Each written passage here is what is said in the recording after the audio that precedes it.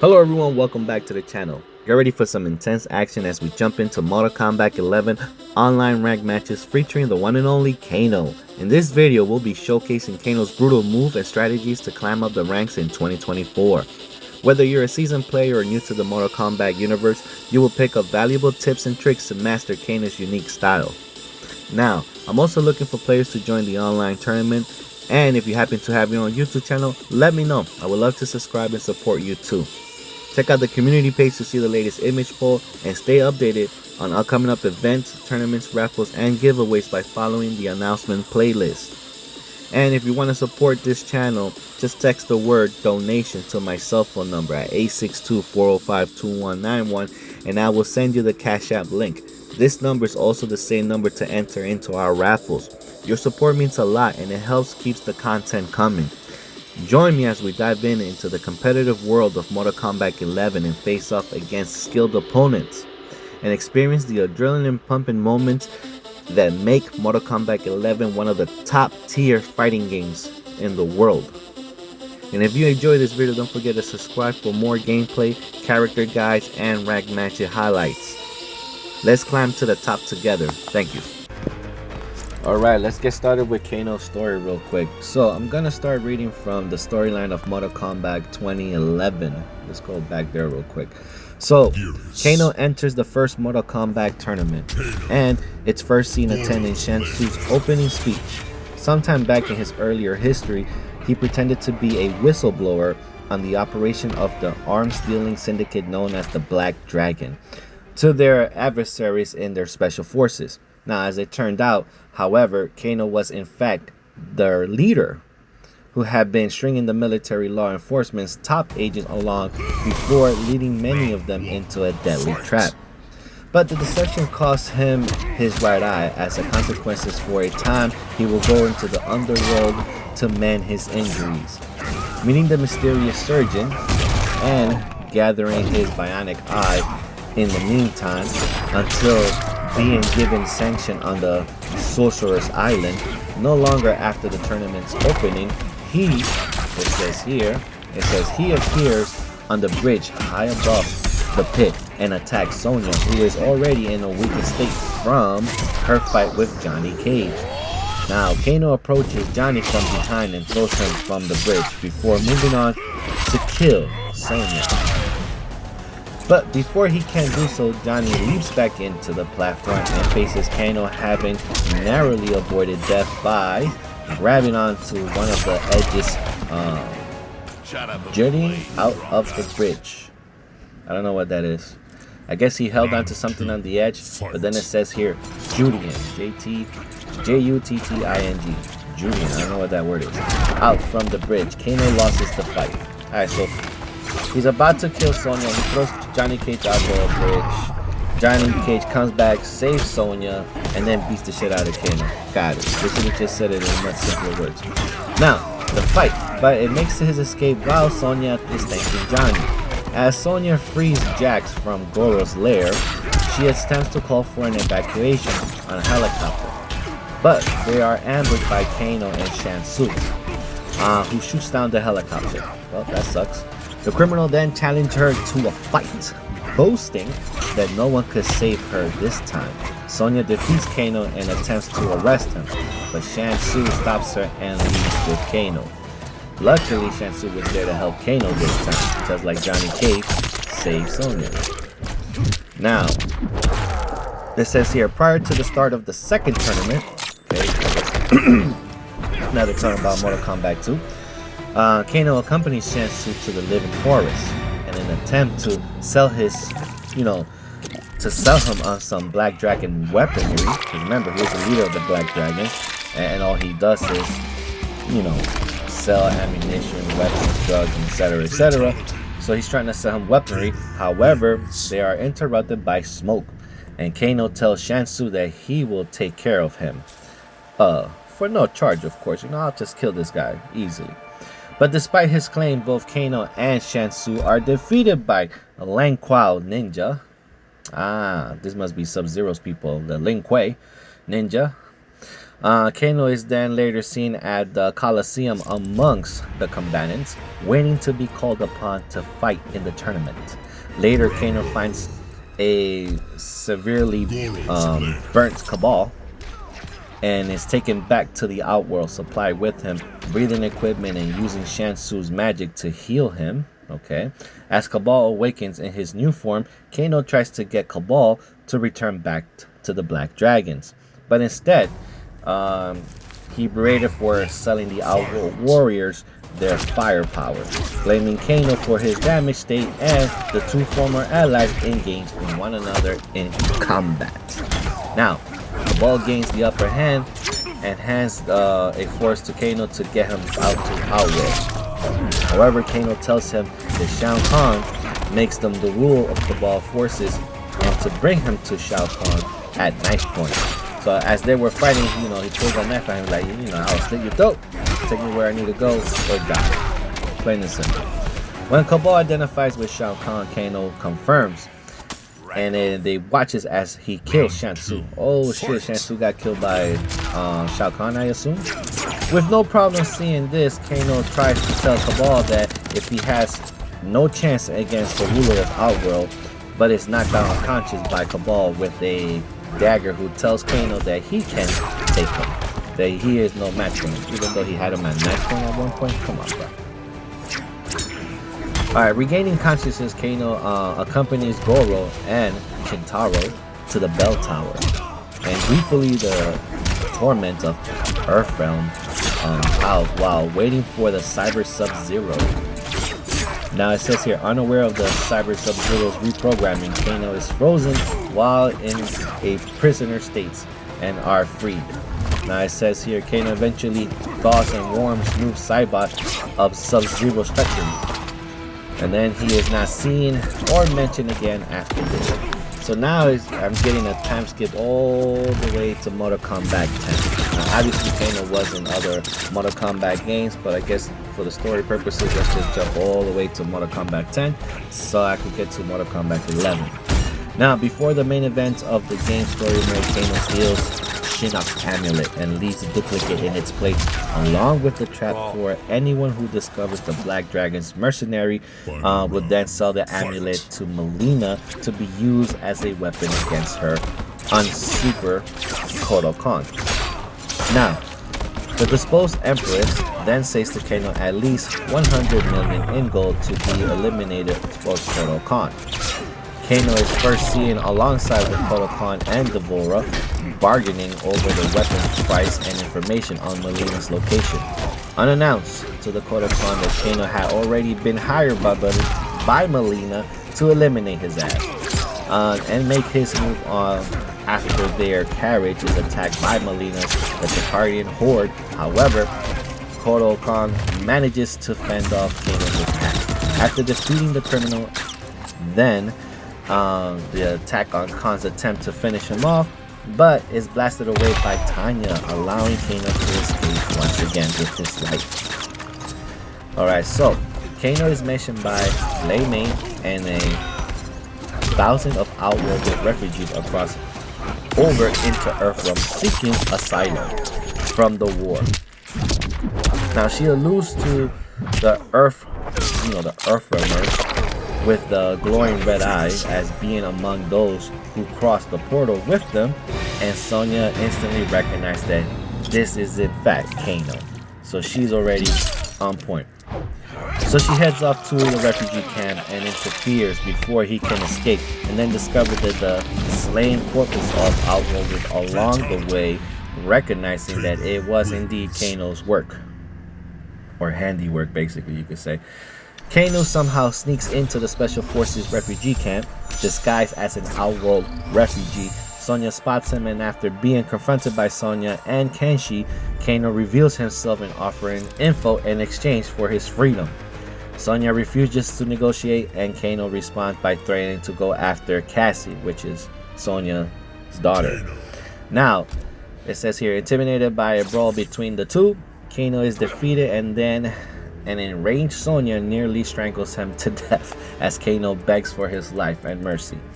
Johnny Cage shows up and urges her to show some restraint some restraint. Don't kill this retard. Let him be. And explain that he will still need to get the information out of him before we kill him. He knows where the amulet is at, because the amulet is still missing. So Sonya complies with Cage and demands the info out of Kano, which he agrees to. Kano is not seen again after this, presumably brought into custody for his crimes. So now, again, get the time skip now all the way to Mortal Kombat 11. So basically he snitched and went to jail. Now in Mortal Kombat 11, it says here, the Keeper of Time Chronica enacts her plan to correct the damages of the timeline created by Raiden's beheading of Shinnok, bringing the combatants of both the past and present into the current timeline to succeed in her efforts. The past version of Kano is then offered many combatants to brought on the current timeline inside Chronica's Coliseum. Alongside many of the other fighters, Chronica successfully recruits the past Kano alongside the past version of Enron Black, in addition to many of the Outworld champions. After Sub-Zero and Scorpion destroy the restored Cyber Lane Kuei assembly and severely damage a time-displaced Sector Gearus. Now, Chronica's loyal servants offer the past Kano and Enron Black payment for their reparations. It says here, Sector and finishing of the construction of the now restored Cyber Lane Kuei after being converted by the present Kano. He reveals a greater offered by Chronica herself, revealing that in her new era, the Black Dragon will receive a large payment in addition of being the most successful in the black market. So what does that mean? So she's promising them a new timeline, new riches, new success, being the best of what they do. Obviously, everything is underhanded, so that's why it's all in the black market. Alright, let me keep reading. Now it says here, in any other business with this offer, the past Kano and the black team with Kano, why is this black team?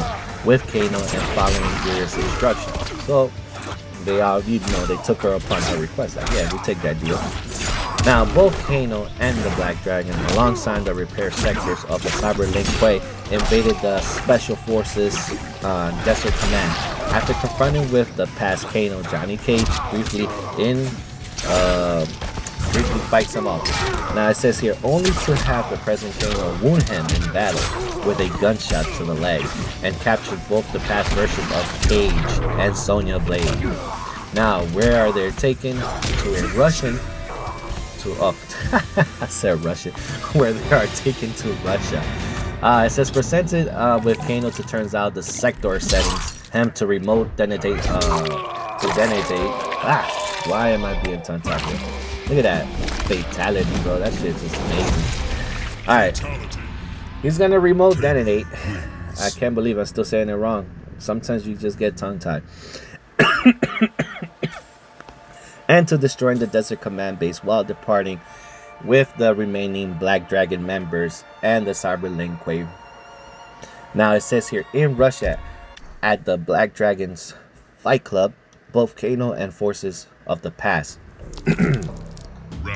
are watching as Sonya has to fight the different fighters. However, they strip her of her energy bracelets, and Princess Kano and present Kano lies to the past version of Cabal, telling him that Sonya is responsible for his scarring and disfigurement. In the future, in order to get Cabal to fight her, they then force her to fight the younger Johnny Cage. So basically, while they got these two guys captured, they're like, you know what? He's throwing fuel to the fire, getting Cabal to want to kill her. And then they're throwing Johnny versus Sonya to get them to fight and kill each other, but they're not gonna do that. And just like I thought, it says here, but are rescued by Casey Cage and an invading special forces after the present Kano chases them down with a minigun and wounds Cassie. Sonya engages him, only to be confronted by the past Kano, where she ends up fighting them both. After the past Kano is defeated and subdued, the present Kano holds the past Johnny Cage at knife point, and then the two have a minor standoff. Kano reminds Sonya that if Johnny Cage dies, both Casey and his present counterpart will cease to exist. Basically, if I kill this guy, you're done for. At least with her her daughter and present Johnny Cage. Sonya realized that this revelation and thanks Kano, with the present Kano confused about thanking him. Now she pulls out a pistol and shoots him, his past self, in the face, while in the past Kano dies from a gunshot. Then present Kano proceeds to fade from existence. Damn, so this retard end up, giving her the key to stopping him. She's like, oh, if all I gotta do is kill the past version to stop the present you, then so be it. Bro, that was cold-hearted. She just blew that guy's face off. That's crazy. But you know what? I forgot to read some of the endings of the Mortal Kombat 2011, the Mortal Kombat 10 and 11. So let me do that. So let's go all the way back to Mortal Kombat 2011. It says here, non-canonical, Kano made a fortune selling arms to Shao Kahn and used the profits to upgrading his cybernetics. Then he added the connectivity of his eye implant and gave him an unparalleled access to global communication. Using his mind, he navigated the database of banks, law enforcement agency, and other networks. But the activities left him vulnerable to hackers. Jax infiltrated Kano's mind and trapped his conscience in the Special Forces mainframe. Oh, that sucks. It wasn't long, however, until Kano managed to free himself, his conscience, and spread like a virus in throughout the Special Forces network and automated weaponry. Kano has become a one-man army, basically. So that was their ending. So now going to the Mortal Kombat 10 ending, it says here, non-canonical. Kano had always been a survivor, but even he will have one day succumbed to fate. His ideals of ruthless terror would die with him, unless he would pass on his method to a new generation. Combat weapon, high-tech sabotage, torture, all will be part of the curriculum, but for his students to learn his techniques, Kano will have to beat the weakness out of them. So that was his training for them. That's crazy. They would then understand or die trying as Kano's first pupil, his own son. Class now in Ascension. So they're trying to hint that in Mortal Kombat 10 this guy had a son and he was training him. And now with the new timeline in Mortal Kombat 1, I don't think his son is even born. Then did we miss out on a new character because they reset the timeline in Mortal Kombat 1? You telling us we could have had a new character? Damn. Alright, let's go now to Mortal Kombat 11's ending. It says non-canonical. I have cut a lot of deals, but none of them spiffier than this. I spared Chronica and she gave me the hourglass, the power to shape time and history to my liking. Oh, fuck yeah. I set this up so everything came up aces. Every desire, every wish, every whim I ever had. Done and done. But I realized pretty quickly that I have sucked all the fun out of things. Without a fight, winning was just worthless.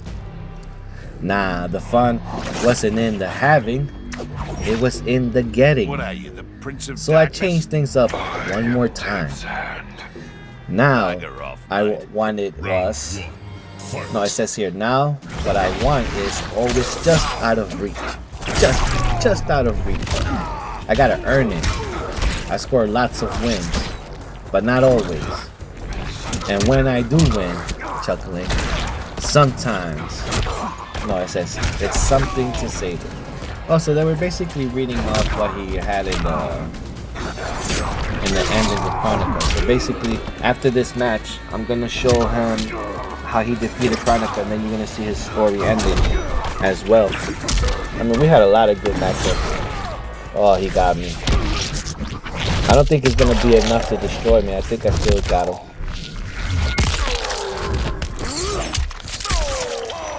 Yo, those X-rays moves are awesome. That's one thing that separates Mortal Kombat from the rest. At least people are trying to start to copy them, but no chance. Got him. Look at the stabbing. Stabby. Right in his face, bro. Oof. Now that's how you win. Nice bit of tucker. Round 2. Fight. But yeah, guys, stay tuned so you guys can see the ending of Kano with Chronicle. And like always, man, I'm looking for players to play the online tournament. I'm looking for in the Facebook groups. If you see me on the groups and you see in this video, and you're interested in joining the tournaments, let me know. Either send me a message through Messenger on Facebook or leave a comment right here on YouTube, and I'll get back to you, man. Once we secure at least 8 to 10 players, man, then we could go ahead and start the tournament. We could do, a couple of free trials, or if y'all wanna have cash prizes, we could do that as well. Once we get all the players together, we'll go ahead and pick out a day and time where everybody's available, and then we could go ahead and start doing these tournaments online. But yeah, guys, let me know down in the comments if you guys are interested. Look at this fatality, bro. It's over. Well, guys, enjoy the rest of this video. You're about to see the ending after this. Thank you for watching. I'll see you guys on the next video. Wins.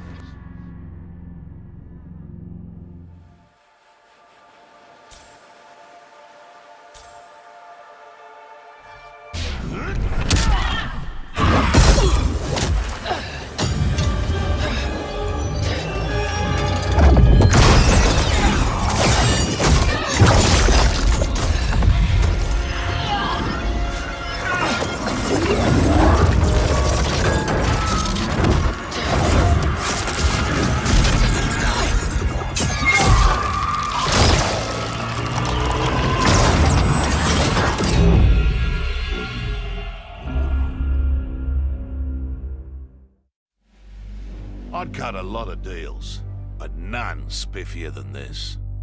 I spared Kronika, and she gave up the hourglass. The power to shape time and history to my liking? Oh, fuck yeah. I set it up so that everything came up aces. Every desire, every wish, every whim I ever had, done and done. But I realized pretty quick I'd suck the fun out of things. Without a fight, winning was worthless. Nah, the fun wasn't in the having. It was in the getting.